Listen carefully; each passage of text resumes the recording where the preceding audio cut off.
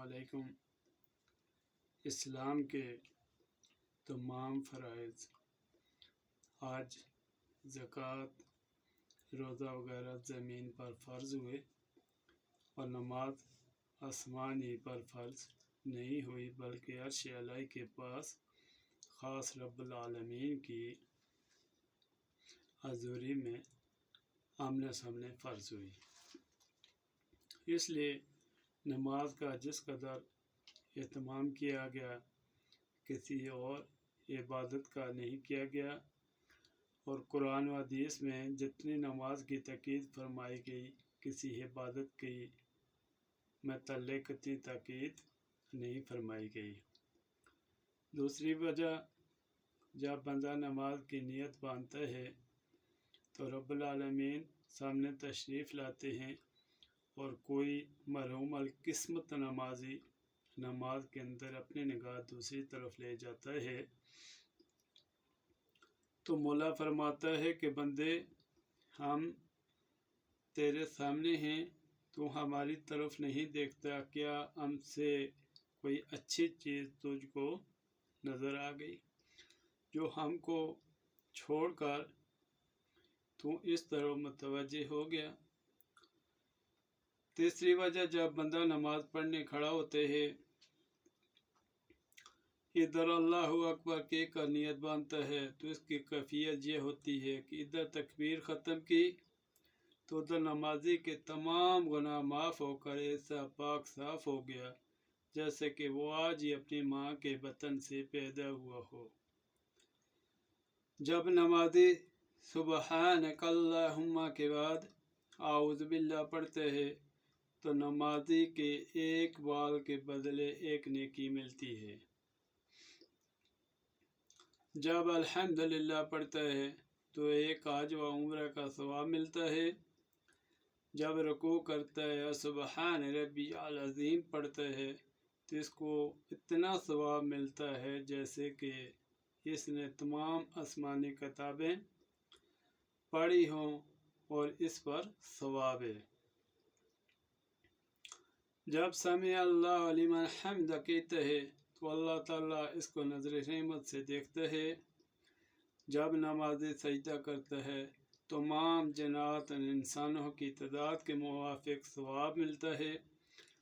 جب سجدے میں سبحان ربی الاعلیٰ پڑھتا ہے تو غلام آزاد کرنے کا ثواب ملتا ہے۔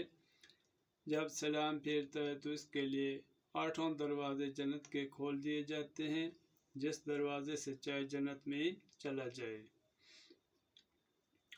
چوتھی وجہ، حضرت حسن بصری رحمۃ اللہ فرماتے ہیں کہ نمازی کے لیے 3 خصوصی عزتیں ہیں۔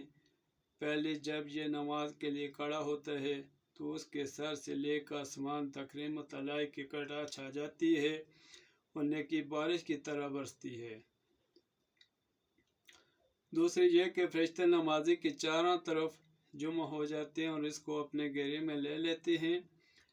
تیسری یہ کہ ایک فرشتہ پکارتا ہے کہ اے نمازی، اگر تو دیکھ لے تیرے سامنے کون ہے اور تو کس سے باتیں کرتے ہے تو خدا کی قسم تو قیامت تک نماز کا سلام نہ پھیرے اور نہ ہی نماز میں مشغول ہے، اتنا مشغول ہو جائے کہ تو مر جائے اور کبھی بس نہ کرے۔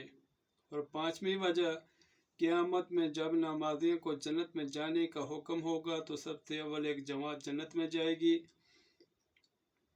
جن کے چہروں کی چمک سورج کی طرح ہوگی۔ فرشتے ان سے دریافت کریں گے کہ تم کون لوگ ہو اور دنیا میں کیا عمل کرتے تھے؟ یہ جماعت جواب دے گی کہ ہم مسلمان ہیں اور نماز کی حفاظت کرنا ہمارا عمل تھا۔ فرشتے دریافت کریں گے کس طرح حفاظت کرتے تھے تو وہ جواب میں کہیں گے کہ ہم لوگ ہمیشہ 5 وقت نماز سے پہلے ہی آ کر مسجد میں بیٹھ جاتے تھے۔ ان کے بعد دوسری جماعت پل صراط سے چلے گی، ان کے چہرے 24 رات کی چاند کی طرح چمکدار ہوں گے۔ فرشتے ان سے پوچھیں گے تم کون لوگ ہو؟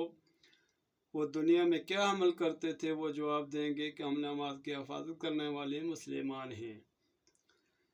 فرشتے دریافت کریں گے کہ تم نماز کی کس طرح حفاظت کرتے تھے؟ یہ مسلمان جواب دیں گے کہ ہم اذان سے پہلے बवुज़ू होकर बैठ जाते और अजान सुनते ही मस्जिद में पहुंच जाते और नमाज पढ़ते थे। इसके बाद तीसरी जमात गुजरेगी जिनके चेहरे तारों की मां चमकदार रोशन होंगे। इनसे भी फरिश्ते ये सवाल करेंगे, तुम कौन हो, तुम्हारा अमल क्या था? ये जवाब देंगे कि हम अजान सुनकर वुज़ू करते और फिर फ़ौरन ही मस्जिद में पहुंच जाते और हमेशा तकबीर उला का ख्याल रखते थे। छठी वजह हज़रत अली रज़ी अल्लाह फरमाते हैं कि नमाज हक़ ताला की रज़ामंदी का सबसे बड़ा ज़रिया है, फरिश्तों की मोहब्बत का वसीला है। नमाज तरीक़ा है अम्बिया शाहिकीन का।